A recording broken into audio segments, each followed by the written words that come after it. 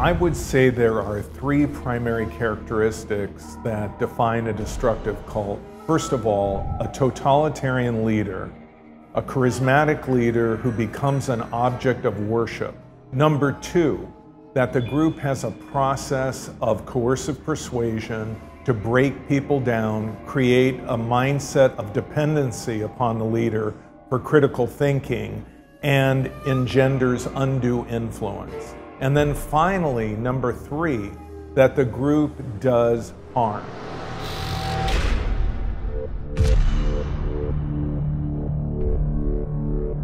So I think the cult really came out of this concept of building this character, the father.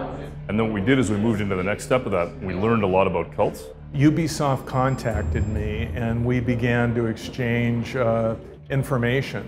You know, they basically bounced things off of me to see if they were historically accurate. So basically what I kind of brought to the table was my long history of work and research dealing with destructive cults. And I think what Ubisoft wanted to do in Far Cry 5 was contextualize their ideas and make sure that they fit within that universe.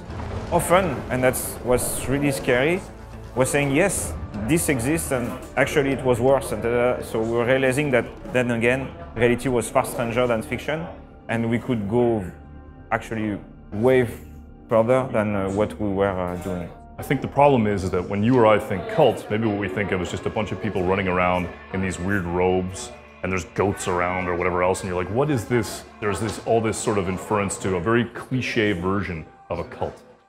And that's not what this is. We learned a great deal about them. And so we started to build this cult and think about it, and we started to say, how does it work? How would it be seductive? When a destructive cult wants to take over a particular area, they will have people coming in, buying businesses, buying real estate, and they become a disproportionate amount of the population. I mean, if it's a small town, it may not take that many members of a destructive cult to tip the balance and for the town to become kind of a company town.